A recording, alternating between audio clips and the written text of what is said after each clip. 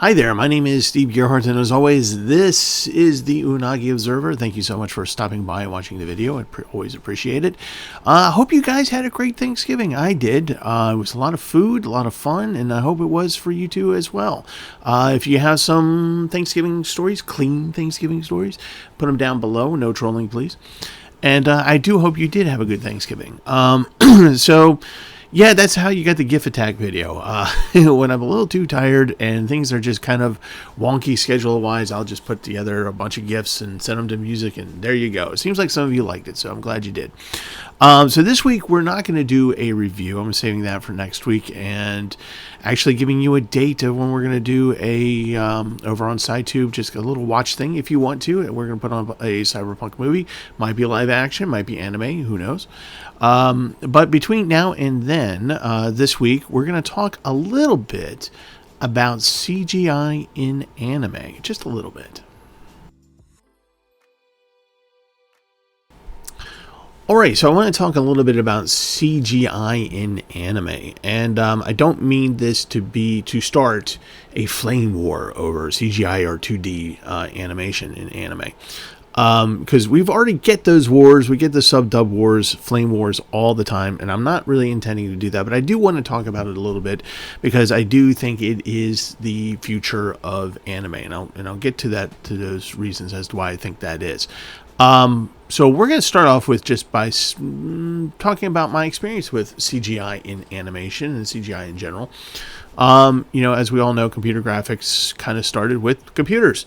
And so we had video games that had very, very, very, very, very basic computer animation on cathode ray tube, screen monitors and things like that. So we all kind of remember I don't know if any of you are old enough to remember the helicopter game where it was like literally you put in a big floppy disk and it was like, you saw this green helicopter going down the screen, and the idea was to land on a car and be able to pick it up. And that was the game, because that was the amount of processing we had available to us at that time. But you get the idea. It's very, very simple animation. It's nothing crazy. Think about the old arcade games like Tempest, and then the next generation where we add more color. We get 16-bit, 8-bit, 16-bit Atari games, all that stuff. And they were all very, very, very, very basic animations, computer animations. And we didn't really start seeing computer animation into broader media until probably late 70s, early 80s.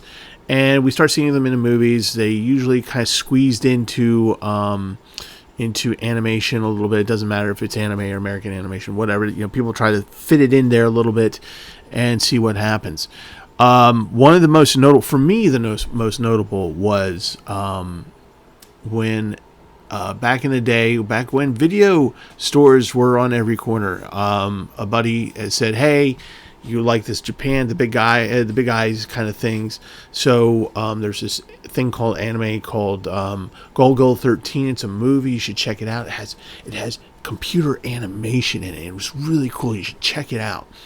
So I did. I went to Errol's, for those of you from the DC area, Errol's video store, checked it out. They actually had a copy.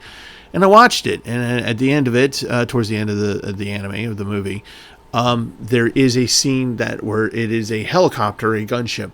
I think they were trying to model off the Apache, flying around a building. And it's all computer generated.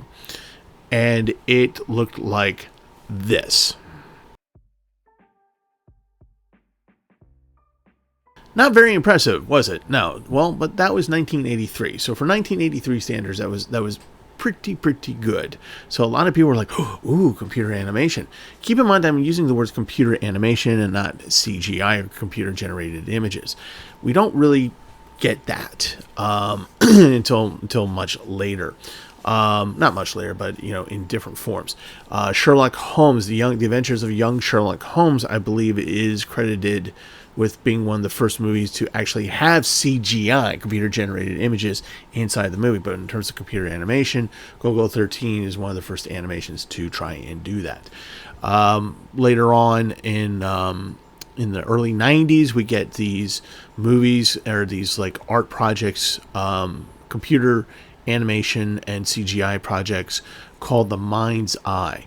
And it's a series of like 4 main movies where they have a whole bunch of art house computer generated imagery set to music. There's a lot of Hans Zimmer music set to it, and it's really kind of interesting. It's kind of showcasing the evolution of computer animation into computer generated images and what the next generations are going to look like. And they were pretty interesting, and they were pretty, like we got to see them on Sci-Fi Channel. Remember the Sci-Fi Channel?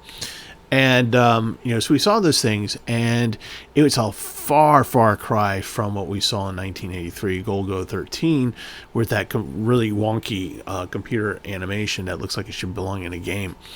And so we get an idea of what it can look like back in the 90s. And then we get this sci-fi series called Babylon 5. And we get a lot of CGI in that. Very wonky, but much more detailed, and focusing not on people or humanoids, but rather machines and space and backgrounds. This is important because when anime started integrating CGI into actual animation, they made the mistake of trying to create entire scenes out of CGI instead of starting off soft with like backgrounds, certain types of movement of objects in the background. So things that are not supposed to be at the front of your eye, like the main character, but actually background type of stuff. And animation found out that various animation studios, not just anime, figured out that this is actually how we should start incorporating CGI and using it in a more productive, pleasing to the eye fashion. Because what we're getting for a long time, for many years, like if we take a look at MS Igloo,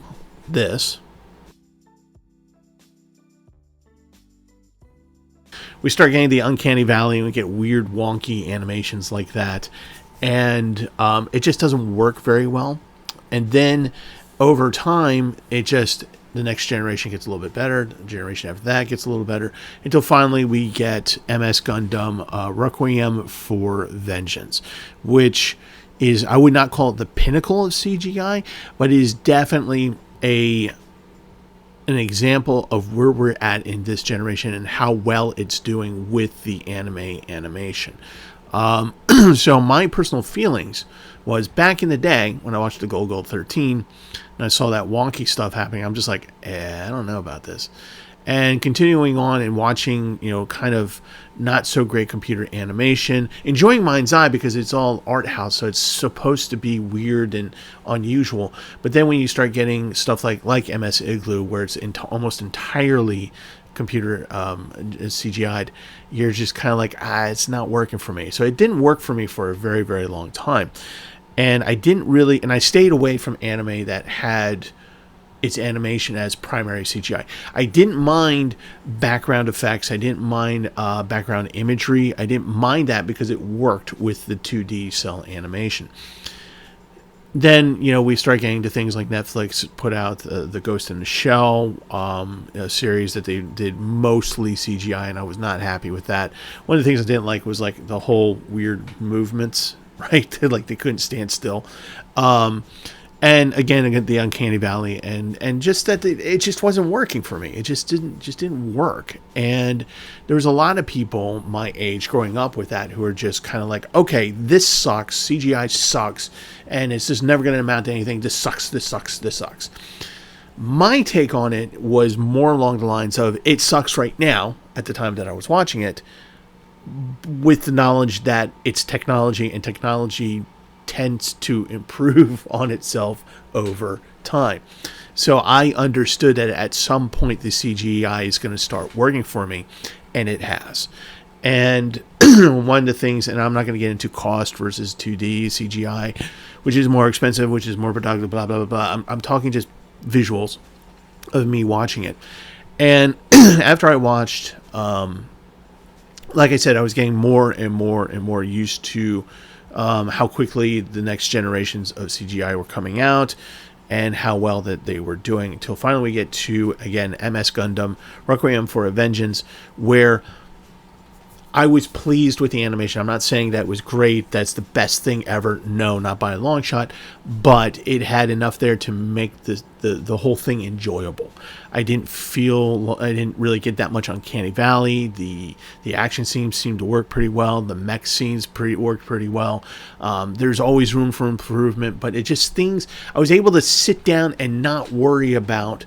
Oh, did that look right or not? And I didn't care if, on the odd chance that there was a scene where something was a little bit off, maybe a perspective was off, or proportion was off, or something like that. It didn't really matter to me. I was able to enjoy the whole thing. Whereas in Golgo 13 and MS Igloo 1990, I think is when that came out, where the computer animation was just not good for me. I just did not like it. But I do believe that this is the future of animation in general, particularly in anime. I think it's just going to get better and better and better. I know some people out there will disagree, and that's fine. Everyone has their own opinions, and you're allowed to have them. I deem it thusly. No, seriously, everyone's got their own opinions, and that's fine. But I do believe that this is where it's going to go. So I think that people need to not come out of the gate saying it sucks, it's horrible, I hate it, and the old way is the only good way, and it's the only way that can happen, and it's the only way I'm going to be happy. No, move with the times, and I think that in a very short amount of years, I think we're going to have a properly well drafted CGI animation. I do believe that is on the horizon. I do believe we will see it in our lifetimes. I truly believe that. I'm not saying that 2D cell animation should go away. No, not at all. As a matter of fact, hybrids usually work very, very well. I'm still onto that kind of animation. If you want to incorporate it into 2D cell animation, please do. I'll buy into that. But I am getting to the point. I have gotten to the point with CGI now, that with the current generations, that I can sit down and watch an anime and be happy with it, and even if it's all entirely CGI'd. All right, that's my 2 cents. If you disagree, that's fine. And if you want to disagree down below, that's okay too. No trolling, keep it clean, and no, it sucks. You know, be a little bit more positive about why you think 2D is better than CGI, okay? So yeah, there you go. CGI, I think, is the future of animation.